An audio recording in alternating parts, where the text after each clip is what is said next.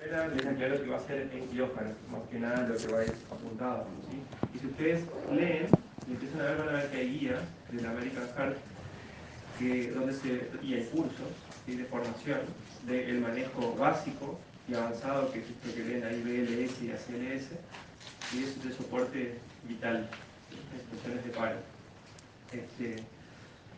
Van a ver que básicamente en el BLS lo que se describen son las maniobras básicas del manejo, y en el ACLS lo que se hace es agregar el monitoreo, principalmente el electrocardiograma, que nos va a permitir identificar cuál es el ritmo que está presente en esa situación de paro, que eso igual lo vamos a ver, y el manejo de drogas, ¿sí?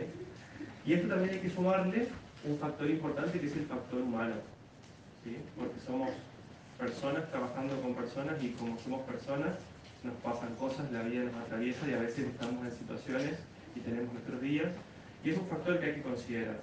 El error humano es algo que va a estar también presente en esta situación. Por lo tanto, es importante hablar también de ciertas habilidades que no tienen que ver con colocar una guía o cargar una droga, ¿sí?, sino que tienen que ver con el manejo de la situación en general, que va a ser al éxito también de la situación del paciente.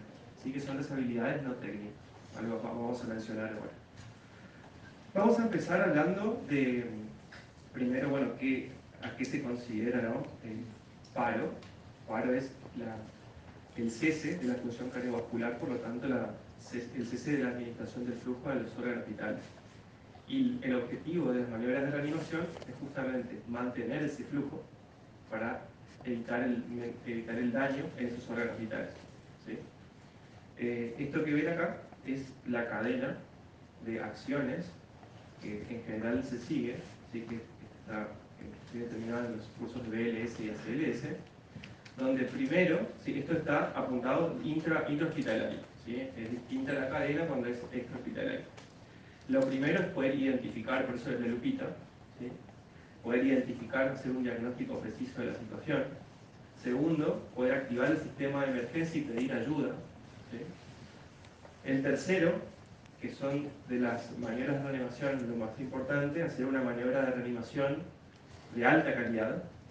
Ahora vamos a ver qué quiere decir eso de alta calidad. El cuarto eslabón, en el caso de ser un ritmo desfibrilable, la desfibrilación, ¿sí? Y luego, en el desenlace del paciente, cuando se recupere, los cuidados post-paro y la recuperación final, ¿sí? Vamos a ver que las causas, siempre es importante, ante una situación de paro, pensar las causas, ¿sí?, porque generalmente hay algo que llevó al paciente a estar en esa condición. No es que el paciente está ahora en una situación de paro porque sí. Y si nosotros no solucionamos la causa que hay de fondo, el paciente nunca va a salir del paro, ¿sí? Entonces, por eso es importante esto. No vengo a traer para explicar todas las causas, pero para que ustedes tengan una noción de que hay causas, de que hay que identificar la causa y resolverla mientras se hacen las maniobras de reanimación, porque si no, nunca se va a resolver esa situación de paro, ¿sí? Hay algunas, se hablaba antes de las 4H, las 4T, después las 5, las 6, bueno, es como para poder tener en mente cuáles son las causas más importantes que uno tiene que pensar, ¿sí?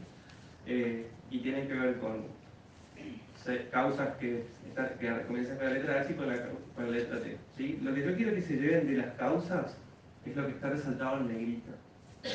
Que una de las causas más importantes de paro en quirófano es la hipovolemia, ¿sí? Es una de las causas que siempre hay que descartar y es la más frecuente, ¿sí? Entonces, si bien está bueno que uno sepa todas las causas, ahora si quiero que se lleven algo de esto es que la causa más importante es la hipovolemia. Cuando hablamos de hipovolemia, también estamos hablando de sangrado, ¿no? Sabemos que si el paciente tiene un sangrado abrupto, el volumen de sangre en ese paciente va a ser menor, o si está en estado de hipovolemia. En este aspecto, sangrado, shock, hipovolemia, estamos hablando de lo mismo. Otras causas frecuentes en quirófano son las que les puse ahí en segundo y tercer lugar, que son las bradiarritmias, ¿sí?, o sea, frecuencias cardíacas en descenso, que van tendiendo al bajo gasto y pueden desembocar en un paro, y la isquemia cardíaca, ¿sí? Esas son según el NAP7, que es un estudio que se hace a gran escala, son las causas más frecuentes de paro intraquirófano, ¿sí? Después hay otras causas, ¿sí? Que cuando practiquemos seguramente van a leer o lo habrán leído. Son causas que nosotros nos encontramos en quirófano, complicaciones que pueden desembocar en un paro, ¿sí? Por ejemplo, un bloqueo neuroaxial alto, ¿sí? ¿Se entiende eso? ¿Por qué, por ejemplo, podría ser? Cuando se produce un bloqueo alto. Cuando se es una raquia alta. Bueno, claro, acá dicen una raquia alta, exacto. Genera, digamos, un estado de bloqueo alto que puede comprometer las fibras que inervan el corazón. Eso genera una bradiarritmia y eso desemboca en un paro, por ejemplo. Esta estaría englobada dentro de la bradiarritmia, ¿no? Y así hay, digamos, todas las causas: sobredosis de anestésicos, intoxicación por anestésicos locales, hipertermia maligna, broncoespasmo severo. Son todas causas que se pueden dar en quirófano, que son importantes conocerlas, pero las más importantes son las tres que están en negrita. ¿Está bien? Perfecto. ¿Cómo identificamos que el paciente está en paro? ¿Sí? Uno puede decir, bueno, perdimos algún monitor, ¿sí? No tenemos vasaturometría, no tenemos tensión arterial media, teníamos por ejemplo puesto una arteria, perdimos la curva de la arteria, ¿sí? Podrían ser indicadores, ¿sí? Podrían ser indicadores, pero el indicador fiel de que estamos haciendo el paro es que no hay pulso, ¿sí? Y cuando no hay pulso nos referimos a pulso central. Pulso central quiere decir pulso a nivel carotidio, en el cuello, o en la ingle de pulso femoral, ¿sí? ¿Por qué no serían representativos, por ejemplo, el pulso radial, el pedio, si tenemos puesto una arteria o un saturómetro? ¿Alguien quería decir algo? Porque es periférico. Puede estar obstruido por la tensión, ¿no? No es tan fidedigno. El paciente O sea, eso va por el lado de que podríamos tener pulso central sin tener un pulso periférico. Podríamos estar en una situación tal que el sistema está todavía soportando con la energía que tiene en los órganos vitales y las zonas periféricas ya no sentimos el pulso. Entonces lo que dice acá es que tienes más chances de sentir el pulso en arterias grandes, a nivel central, que a nivel periférico. Y eso es así y responde a la fisiología del cuerpo de tratar de sobrellevar y mantener los órganos más importantes, ¿sí? Y, claro, disminuir la perfusión de lo que es menos importante en ese momento, ¿no? Entonces, situación de paro es ausencia de pulso. Y esto es lo que hablábamos hoy, de que esto, tranquilo, se pongan a copiar como para poder que ustedes se puedan orientar, ¿sí? Porque cuando empiecen a ver, cuando empiecen a mirar algoritmos o a leer un poco del tema de paro, van a ver que es distinto si la causa, digamos, si el paro tiene un ritmo desfibrilable o un ritmo no desfibrilable, ¿sí? Que tenga un ritmo desfibrilable quiere decir que el desfibrilador nos va a ser útil para poder revertir ese ritmo y por lo tanto ayudar al paciente a salir del paro. Y no desfibrilable quiere decir que el desfibrilador no es de ayuda y que siguen siendo las compresiones, el masaje cardíaco, la maniobra más importante, ¿sí? Si tuviéramos que le puse una estrella roja a los no desfibrilables porque son los más frecuentes en quirófano, ¿sí? Más o menos un 80-20, 70-30, la proporción es marcada, ¿sí? Por lo tanto, fíjense lo importante que es hacer una buena compresión, un buen masaje de calidad, ¿sí? Si con eso estamos aportando la maniobra terapéutica adecuada para que sobreviva el 70 o el 80% de los pacientes que tienen paro en quirófano, es la herramienta sin duda más importante. Sin embargo, hay un 20 o un 30 que se benefician de la desfibrilación. Entonces, les voy a preguntar si todos conocen, no levanten la mano, cada uno sabe, pero digo, ¿todos ubican dónde está el desfibrilador en su lugar de trabajo? Sí. Todos buscaron cuando entraban a un lugar por primera vez dónde estaba el desfibrilador, qué reparo. Sí. Bueno, buenísimo. Y si no, es algo que hay que hacer siempre, porque en la situación de paro no hay tiempo para, uno no sabe dónde están las cosas y no puede ver cómo nunca fue y identificó dónde está el elemento de trabajo, dónde está localizado, si funciona, si no funciona, si está en condiciones, si está equipado el carro. Entonces, Acá el mensaje es que si bien las maniobras de reanimación, las compresiones es lo más importante, digamos, lo segundo más importante es cuando llegamos a un lugar, así como habíamos tenido la clase de anestesias fuera de quirófano. Y ahí les dije que íbamos a hablar del desfibrilador más adelante, y justamente por esto, que en los lugares a veces donde no se hace anestesia habitualmente, el desfibrilador, el traje de paro, está, pero a veces está un poco descuidado. Entonces, por ahí es un llamado a nosotros a ponerle ahí un poco de pila, de ver si está funcionando bien, si está enchufado, si tiene carga, si está equipado, si las drogas no están vencidas, ¿sí? Un montón de cuestiones. Y identificarlo dónde está físicamente, ¿sí? Esto que les puse al costado, bueno, son cómo se ve en el electrocardiograma, digamos, el esquema de cada ritmo, ¿sí? Como para que esté ilustrado, pero lo importante de esta diapositiva es que sepan que los no desfibrilables, ¿sí?, son los más importantes, son los más frecuentes. Entonces, una pregunta que muchas veces surge cuando estamos en un contexto de un paciente que se puede estar por parar o no es: ¿está en paro el paciente o estamos en bajo gasto? Creo que a veces, no sé, los que estuvieron en situación de paro, a veces una de las cosas que ocurre es que se demora el diagnóstico o se demora en declarar la situación y decir: estamos en situación de paro, estamos en bajo gasto, y en pocos minutos, tal vez estaremos, en unos segundos estaremos en paro. Es como algo que nos ocurre y que suele demorarse esa decisión, esa definición, ¿sí? Entonces, ante la duda, tomar el pulso, ¿sí? Así tengamos todos los monitores que tengamos, ante la duda se toma el pulso, y si no se siente el pulso, ¿en qué estamos? En paro. Si no se siente el pulso central, estamos en paro y hay que comenzar con las maniobras, ¿sí? Entonces, la pregunta que viene siguiente es: listo, decimos que estamos en paro, ¿qué hacemos primero, ¿no? ¿Qué es lo primero que tenemos que hacer? Y lo que les propongo acá es: ¿a alguien se le ocurre qué es lo primero que habría que hacer? Llamar a alguien a buscar ayuda. Avisar que está en paro. Perfecto, pedir ayuda, eso. Excelente. La propuesta es una actividad doble: pedir ayuda e iniciar rápidamente las compresiones, ¿sí? Pedir ayuda e iniciar las compresiones. Pedir ayuda porque acá en esta diapositiva les puse algunas, pero hay un montón más de actividades que hay que hacer, tareas a realizar en el paro. Y fíjense que son un montón. Entonces, entre 2 o 3 no vamos a poder, ¿sí? Entonces, hay que pedir ayuda. Ahora después vamos a volver igualmente. Y es otro de pedir ayuda e iniciar las compresiones, ¿sí? Generalmente, el anestesiólogo o el cirujano o el ayudante son las personas que suelen comenzar las maniobras de reanimación, ¿sí? Pero ahora, como vamos a ver, para que sea también efectiva estas maniobras de masaje cardíaco, es necesario que las personas que están comprimiendo no estén cansadas y no hagan una mala maniobra.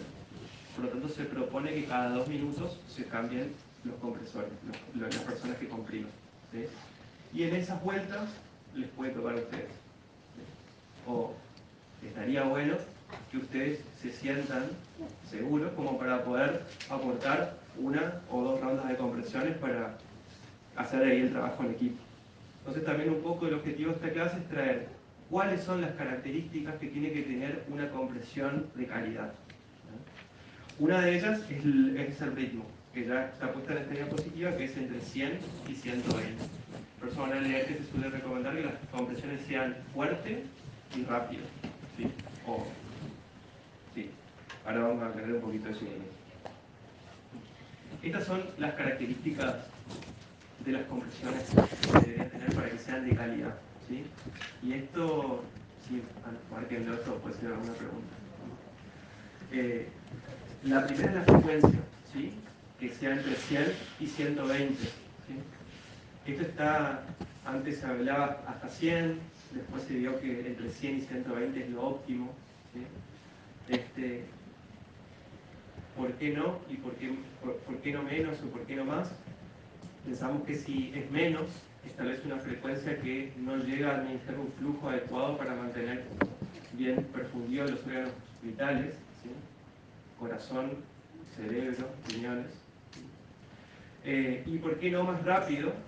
Porque pensamos que nosotros pasamos a tener en nuestra mano la función del corazón de ese paciente.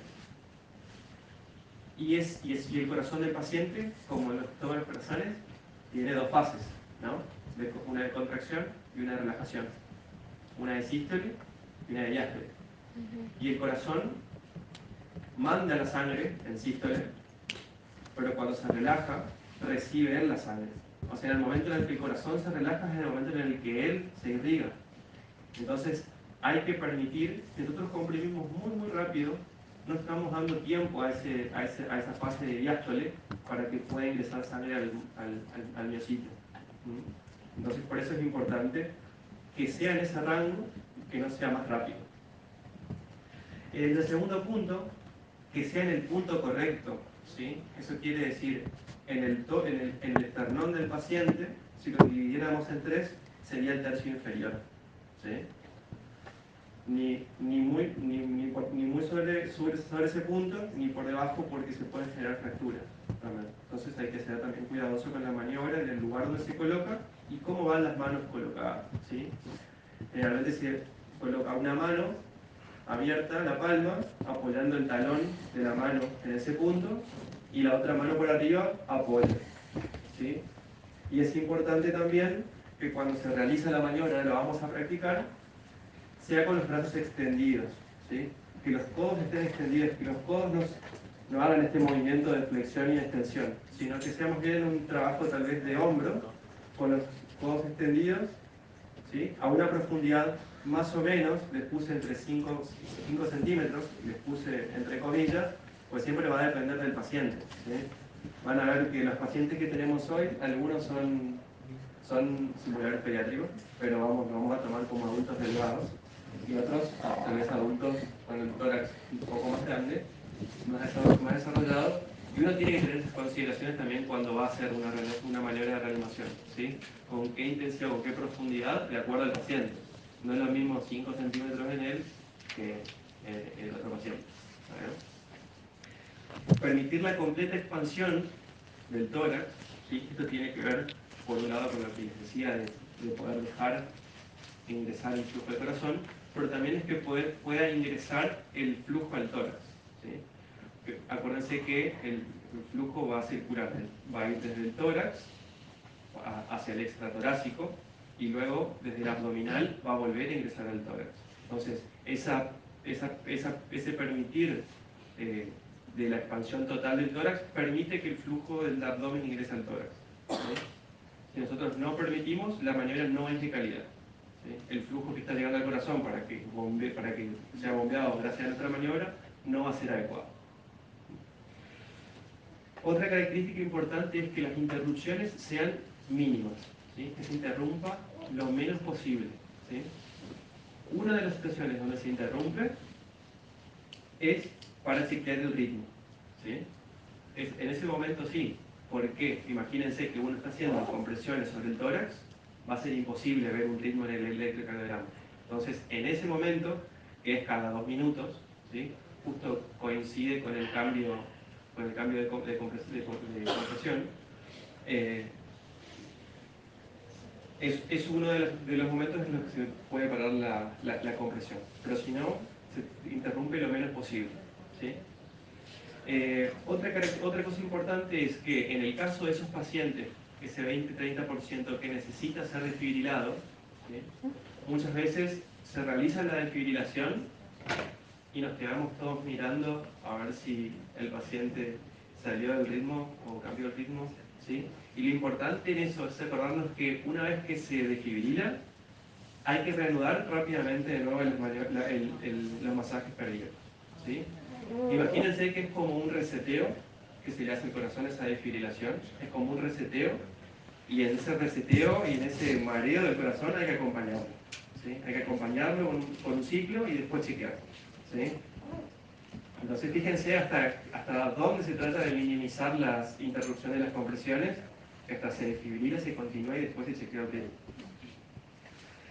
Y algo importante es que nosotros tenemos en quirófano generalmente un monitor que es muy bueno para medir la calidad de las compresiones, ¿sí? Que es el capnógrafo. Ustedes saben que la capnografía es un indicador indirecto de gasto cardíaco. Entonces, como monitor de cómo estamos haciendo la compresión, suele ser de utilidad el capnógrafo si el paciente está intubado, ¿sí? Entonces, ¿cuánto? Más de 10, ¿sí? Con un valor mayor a 10 es orientativo de que estamos haciendo una maniobra buena. Si es menos de 10, generalmente hay cosas para mejorar. Inclusive ahora vamos a ver que cuando la capnografía aumenta mucho, generalmente por más de 40 y por un tiempo prolongado, nos está indicando muchas veces que el paciente salió del paro.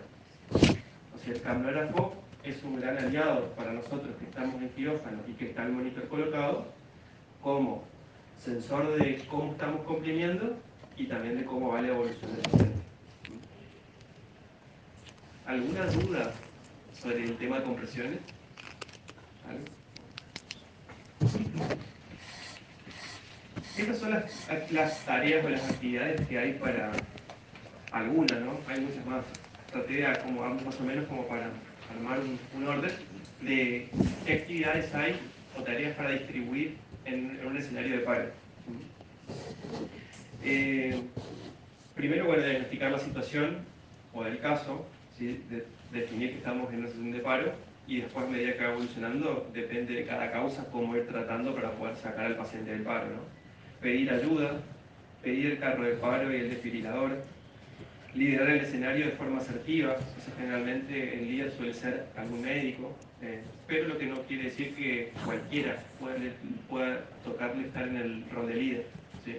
Por eso es importante saber que el líder no es ni el que más poder tiene, ni el que más grande, el que grita más, ni el que sabe más, sino que el que está en ese momento en la capacidad de poder ver de forma global la situación y poder conducir a todos para un buen desenlace en pos del paciente. Acá los egos, hay que sacarse un poquito el chaleco del ego y pensar que el bien común es el bien del paciente.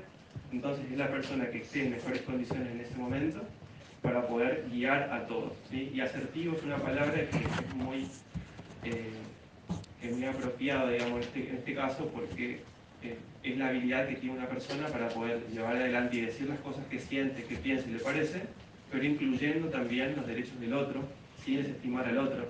Eso es una cualidad muy importante para el líder en una situación de tanto estrés, ¿sí? Porque es una situación, los que han vivido, lo sabrán, es donde todos estamos nerviosos, donde todos queremos que se solucione y ese estrés genera impacto sobre nosotros, ¿sí? Está estudiado que en situaciones de estrés aumentan los niveles de catecolamina, adrenalina en nosotros, en los miembros del equipo de reanimación. Lo primero que se afecta es la motricidad fina, ¿sí? Entonces al principio tal vez nos va a costar poner una vía, poner una arteria. A medida que vaya pasando el estrés, se va comprometiendo también lo grueso. Nos ponemos a veces capaz del manejo de los nervios un poco torpe, chocamos cosas, nos damos vueltas y volcamos algo, nos atropellamos con algo. Y si avanzamos también eso puede ir hasta un bloqueo mental donde no podemos salir de lo que estamos pensando, no podemos ver más de lo que están viendo nuestros ojos, ¿sí? Entonces, son cuestiones que hay que tener en cuenta y que hacen al desarrollo del escenario. Fíjense, eso es manejo del estrés, o sea, va más allá de lo que hemos aprendido a hacer desde primer año. ¿Qué más? Las compresiones, ¿sí? Que dijimos que tienen que ser de calidad, con esas características que habíamos mencionado. Eliminar los depresores cardiovasculares, o sea, los anestésicos que estén pasando, endovenosos e inhalatorios, ¿sí? SEO, REMI, hay que cerrarlos. El oxígeno, que el oxígeno pase de estar de la FIO que haya estado al 100%, o sea, cerrar el aire y que el oxígeno esté al 100%, ¿sí? A 6, 8 litros. Controlar el tiempo del evento, controlar el tiempo en el que hay que cambiar de compresores, en el momento en el que hay que volver a reinyectar adrenalina. Optimizar el respirador para que sea una ventilación adecuada para la sesión de paro, ¿sí?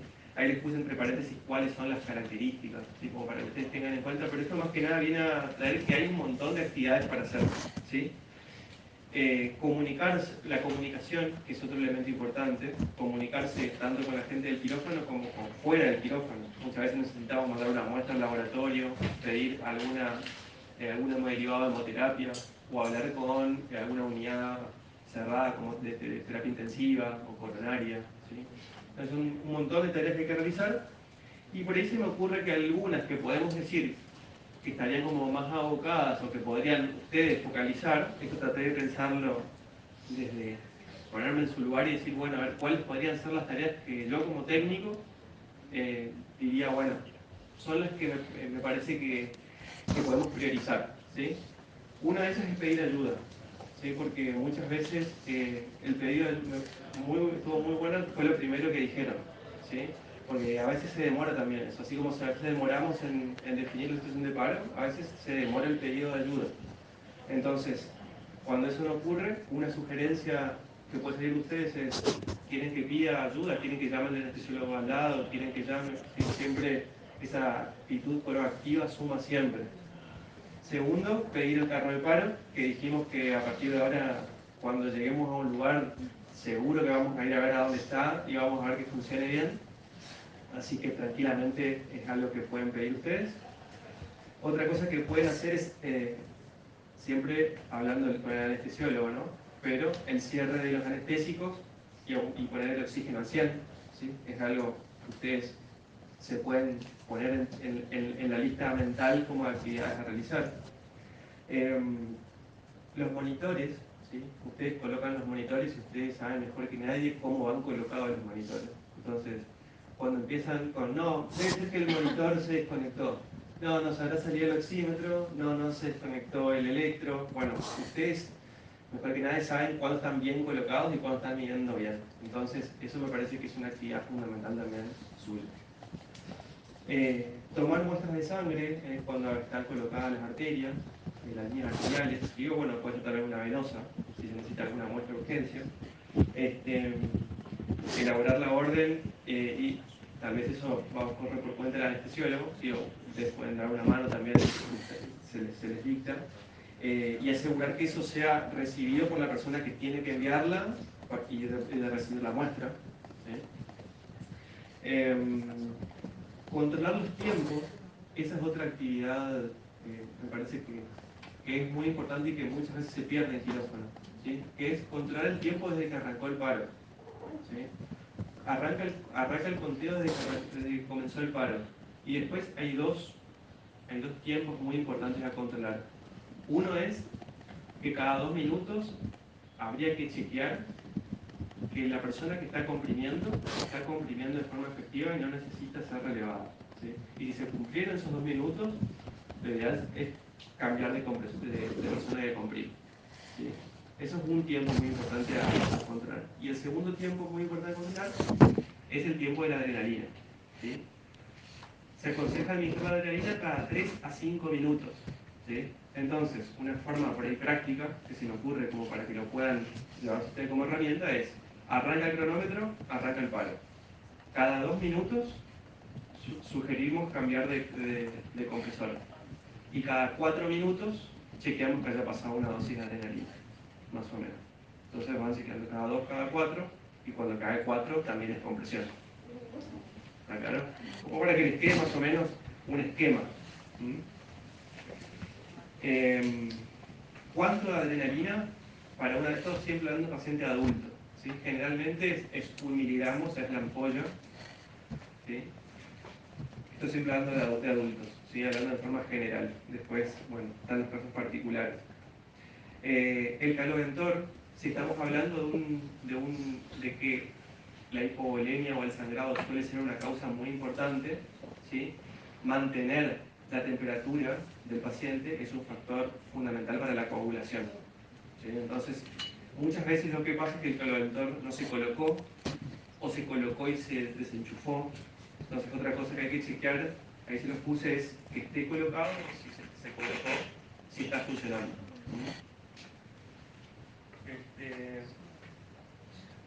Y aquí se acabó la vida.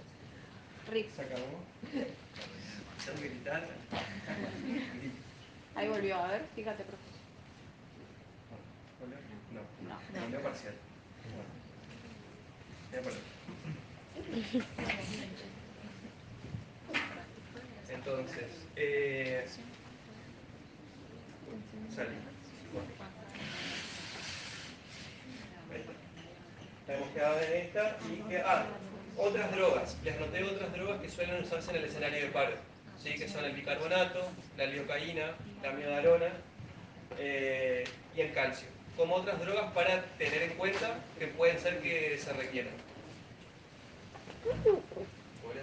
No, hay un tiempito. Bueno. Tiempito. Bien. Entonces, esto es algo a remarcar. Abajo Sí. de comprimir 100, 120 decía otra cosa porque salió como cortadito. Sí, decía puntos suspensivos. Y no está puesto sin querer, está puesto a propósito, así que gracias por preguntar, porque esto es una idea que a mí se me ocurre para traerle como herramientas a ustedes. Pero en los puntos suspensivos están todas las demás tareas, hasta inclusive el liderazgo. Entonces, ese punto suspensivo es la posibilidad de un montón de tareas más, ¿sí? Que esto se los traigo como un ofrecimiento práctico, pero que en los puntos suspensivos está todo el resto. Así que eso, bien, gracias. Bueno, listo. Cada tarea es esencial para un correcto desenlace, ¿sí? Y como les dije hoy, somos un grupo de personas que trabajamos con y para otras personas, ¿sí? Entonces, el factor humano va a estar siempre involucrado y es importante considerarlo. Por eso van a ver que hay algunas habilidades que se llaman habilidades no técnicas que son re importantes en el manejo de la situación de paro, ¿sí? Por eso les traje acá algunas. Tal vez escucharon por ahí esto de ACRM para el manejo de la crisis, donde trabajan mucho estas habilidades no técnicas, porque ayudan a poder regular, de que nos autorregulemos el estrés en estas situaciones y nos brindan herramientas que nos permiten mejorar los resultados con los pacientes, ¿sí? Del escenario. Una de ellos es, una de esas habilidades no técnicas es la conciencia de situación y la toma de decisiones, ¿sí? Esto que decíamos que muchas veces se demora en decir, bueno, estamos en un escenario de paro, ¿sí? Esa decisión, esa determinación, requiere de primero tener conciencia de lo que está pasando. A mí me ha pasado, y creo que a todos nos ha pasado, a veces de darnos cuenta que hay alguien que no se dio cuenta de lo que está pasando a su alrededor. En quirófano o en la vida, estoy diciendo, ¿no? La conciencia de situación no es solamente el quirófano. Entonces, ¿qué tiene la conciencia de situación? Tiene tres partes. La primera, que son los sentidos. Tengo que ver, escuchar, sentir algo que me está avisando a mí determinada cosa.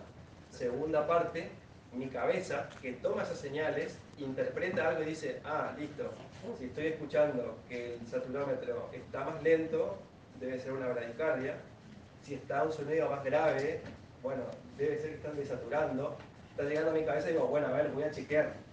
Y la tercera es justamente eso, voy a chequear, voy a hacer algo con esta información que recibí y que mi cerebro interpretó, ¿sí? O sea, fíjense que es un proceso de varios engranajes que es importante que ocurra para que después la toma de decisión sea efectiva, ¿sí? No se puede tomar una toma de decisión si no logramos interpretar y hacer un linkeo de eso en nuestra mente, ¿sí? Otra herramienta importante es esta que les traigo acá, el uso de ayudas cognitivas.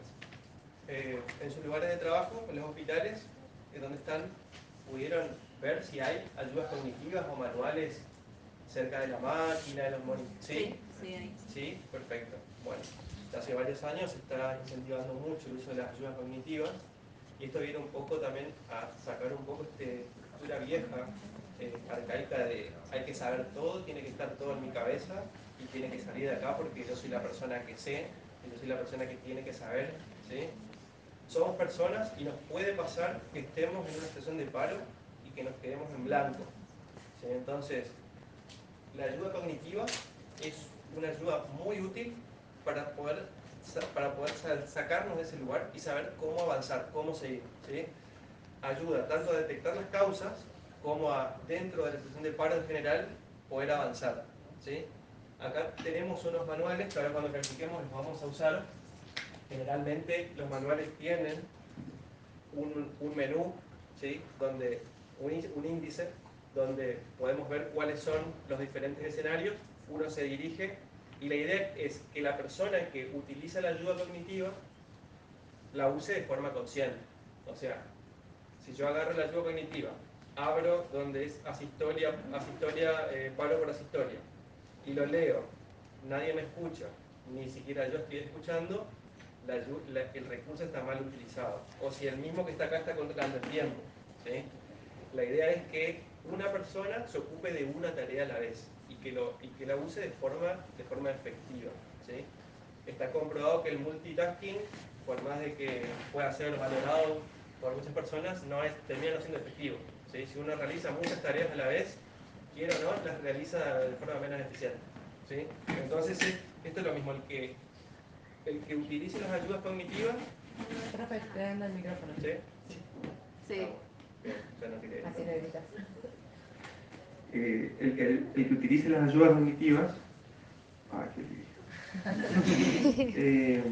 la idea es que las utilice de forma consciente, ¿sí? De que las lea y que escuche lo que está leyendo, y si hay gente que la está escuchando, que arme grupo con esa gente, ¿sí? No que sea una lectura sin sentido, porque no, sería perder el tiempo, ¿no? Así que esto va a ser otra herramienta importante que vamos a utilizar.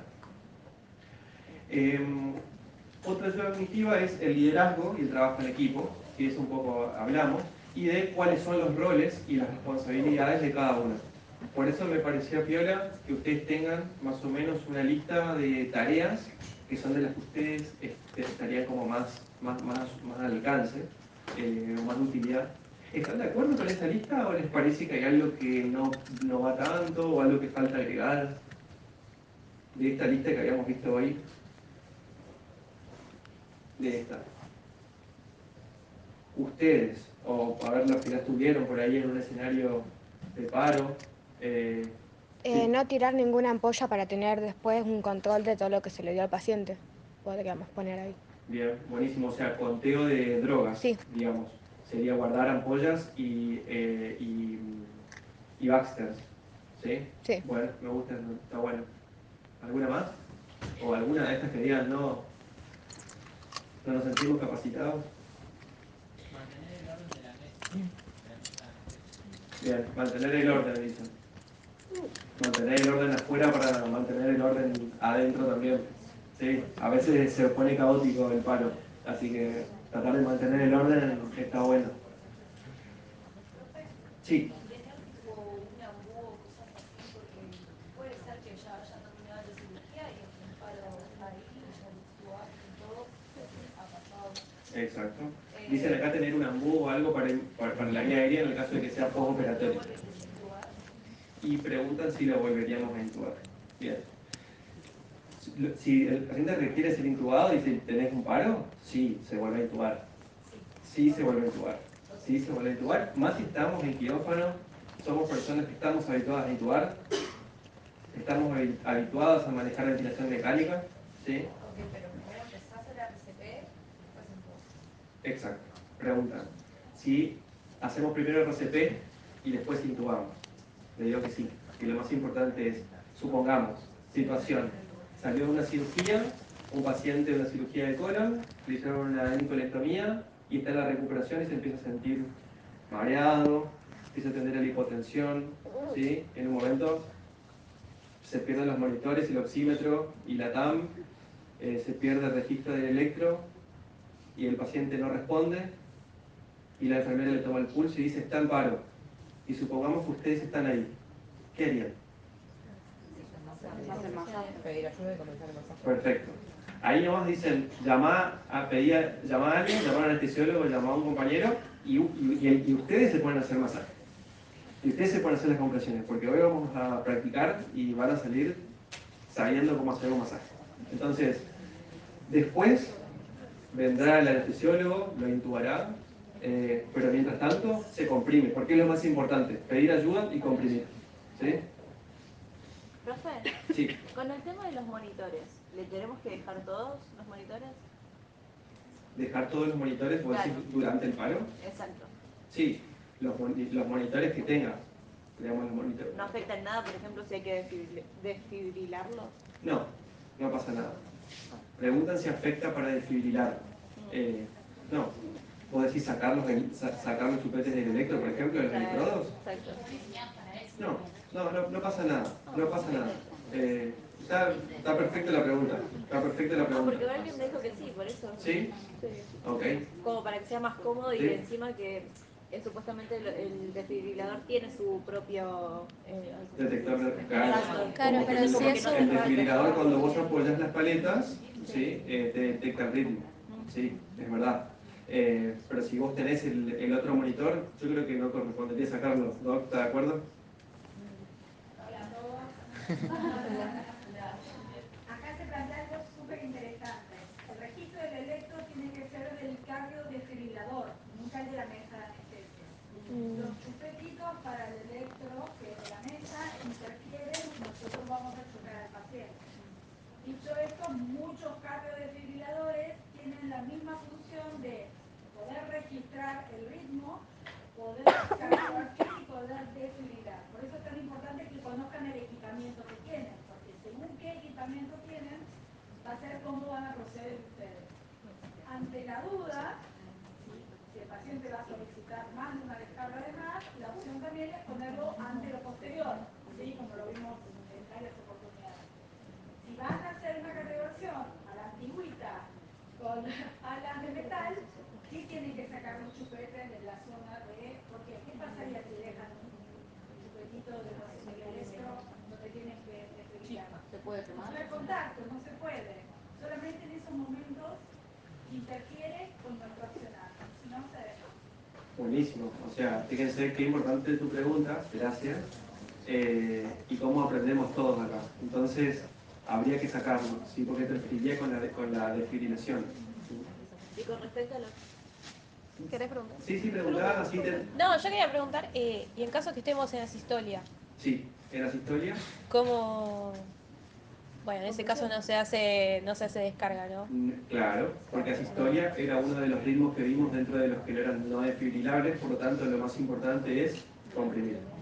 Haces ¿Sí? el masaje Sí, hasta sí, que sí. más o menos tengas el corazón en condiciones de Y- desfibrilar. Pero puede pasar de A un veces ritmo no, a... a veces no ocurre A veces nunca. no. A veces no, ni siquiera es que va a pasar de asistolia a un ritmo desfibrilable y después. No, a veces el paciente recupera la circulación directamente de la asistolia. ¿Y no puede ser o de al la- revés? de la actividad. Puede ser que vos Por eso tengas un también. ritmo no desfibrilable y después se genere un ritmo de desfibrilación y lo tengas que desfibrilar. No, Sí, al revés. sí, también. Por eso Podría era mi ocurrir. pregunta. Como sí. poder, podría ocurrir. Por eso es importante darse cuenta en qué momento estamos Claro, sí, obviamente. actualmente y cuál es el ritmo que tiene el paciente en ese momento para saber cuál es el tratamiento más adecuado. No estamos hablando tanto de la ventilación, porque estamos hablando de una situación en quirófano, ¿sí? Donde nosotros tenemos abordaje de la vía aérea generalmente, claro, suele ser algo que ya solemos hacer o que es muy fácil de abordar para nosotros. Por eso estoy tratando de darle más el aspecto circulatorio, ¿sí? Que es donde uno va a tener más cosas para hacer. Y cuando, por ejemplo, van a desfibrilar, no importa que sigamos teniendo el flujo de oxígeno, o sea, lo dejamos igual. Bien, No acá lo preguntan en desconectamos, caso no lo de paramos. desfibrilación, ¿qué consideraciones habría que tener, además de, por ejemplo, como dijimos, sacar los electrodos? Pregunta si el oxígeno que se le está administrando habría que interrumpir. ¿Sí? La respuesta es sí.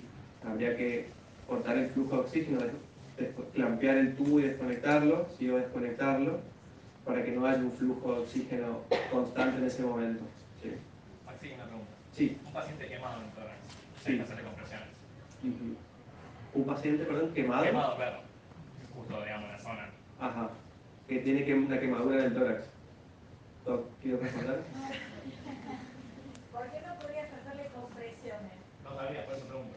es que la no continuidad de la piel en todo caso es una barrera para otros temas, pero vos harías todas las mismas acciones. Es difícil poner electrodos, sí. Es difícil que adhieran los electrodos, sí. Posiblemente, algo que tengan las paletas autoadhesivas que vienen con un gel conductor especial, va a ser difícil el conocimiento que hay un ritmo en una piel, en un circuito o un accesorio. Pero las compresiones y el rescate y lo que es RCP es exactamente igual. Tengo una pregunta con respecto. Cuando, por ejemplo, tenemos cirugías donde el paciente está boca abajo, directamente, Cirugía con paciente boca abajo. agarramos y le damos vuelta, de la forma que sea. Se da vuelta. Hay descritas reanimaciones con el paciente en decúbito ventral, pero creo que es más efectivo. Sí, dígalo. No, pero por favor, esto me gusta más que sea redondo a que... Toda la epidemia que estamos atravesando, que sigue hoy de COVID, lo que trajo fue una cantidad muy recurrentemente pesada también, lo que es reanimación en decúbito ventral. Ustedes recuerden que los pacientes pasaban gran cantidad de tiempo en el día intubados en decúbito ventral. Y la posibilidad de ponerlo en decúbito dorsal nos da, porque la incisión de la cirugía lo permite, lo hacemos. Y si no, se hace las compresiones interescapular, igual que se harían en el tórax, pero en la espalda. ¿Son igualmente efectivos? Son igualmente efectivos. Sí, se comprobó, no es tan efectivo como tener al paciente en decúbito dorsal, pero sí se puede comprimir en decúbito ventral. De hecho, se han hecho infinidad de reanimaciones en el COVID justamente por esta misma situación y se comienza de esta manera. Doctora, ¿le puedo hacer una pregunta? Suponiendo que tenemos una cirugía en el pecho, abierta, en esos casos, ¿qué hacemos? ¿Se hace manual directo sobre el corazón? Se hace manual y la desfibrilación se hace, pero ya nos fuimos como muy para adelante. Perdón. Se hace manual, si esa es una cirugía cardíaca, por lo mismo la desfibrilación se hace la desfibrilación con el manche de desfibrilación. Tenemos un montón de... No, pero mucho, pero está bien, es una pregunta que sí. Gracias. En lo que decía doctora de decúbito ventral, ¿qué parámetro anatómico tomamos para ubicarlo? Utilizar la línea interescapular. La línea interescapular. Ese es un mundo anatómico. Ok, perfecto. Lo que sí por ahí, para sumar a eso, tengan en cuenta que a veces hay cirugías, por ejemplo, las neurocirugías, que usan cabezal y que muchas veces el paciente está boca abajo, pero tiene medio tórax en el aire. Entonces, si bien la compresión es igualmente efectiva, tal vez una maniobra así interesante es que haya un buen apoyo del tórax. Así como uno busca un buen apoyo en decúbito dorsal, que también existe el apoyo en decúbito ventral. A veces el paciente está completamente apoyado, pero muchas veces está como con el tórax elevado, existe un apoyo. ¿Y es necesario la tabla rígida en decúbito dorsal? O sea, con todo arriba. Cuanto vos más rígido tengas, sí, si tenés la posibilidad, creo yo, Doc, ¿no? Sí, depende de las camas. Hay camas que están preparadas para reanimación, hay modelos de camas que son específicamente que vienen con un sistema donde está el colchón, donde está el tórax, para poder soportar eso. Siempre que se pueda, se pone tabla rígida. Perfecto. Y bueno, dentro de lo último que faltaba mencionar acá es la comunicación, ¿sí? Que así como estamos ahora haciendo circular las dudas de forma circular, la comunicación también tiene que ser circular y tiene que ser cerrada. ¿Sí? Eso le quiere decir que si por ejemplo, ¿cómo te nombres? Micaela. Yo le digo, Micaela, por favor, carga y pasale 1 miligramo de adrenalina. Micaela se fue, cargó la adrenalina, se la hizo, y yo me quedé, no sé si se la hizo, si no se la hizo, si había, si no había, estaba vencida. Entonces es importante que vos me digas, ok, adrenalina cargada, adrenalina pasada. Para cerrar el circuito de lo que el que emitió el mensaje tiene una respuesta desde el otro lado de que la acción se cumplió. ¿Sí? Y así con cada cosa para que pueda existir una comunicación efectiva y que se sepa que lo que se dijo se hizo. ¿Sí? Bien. Si hicimos las cosas bien y tuvimos de nuestro lado las energías, ocurre el retorno a la circulación espontánea, ¿sí? Eso quiere decir que básicamente hay presencia de pulso, ¿sí? Si tenemos capnografía, suele evidenciarse un aumento de la capnografía sostenido, ¿sí? Y marcado, generalmente más de 40. Y si teníamos colocado una arteria, también se puede ver presencia de la curva, ¿sí? Pero la presencia de pulso es lo que va a definir. Así como la ausencia de pulso define el paro, la presencia del pulso después de la reanimación nos está indicando retorno a la circulación espontánea, ¿sí? Luego de esto, si el paciente sale de la situación de paro, viene una serie de cuidados, que son los cuidados post-paro, ¿sí? Que es otro tema, ¿sí? Pero que hasta acá vamos a llegar en la evolución del caso, ¿sí? Lo que vamos a hacer ahora, si no tienen más dudas, preguntas,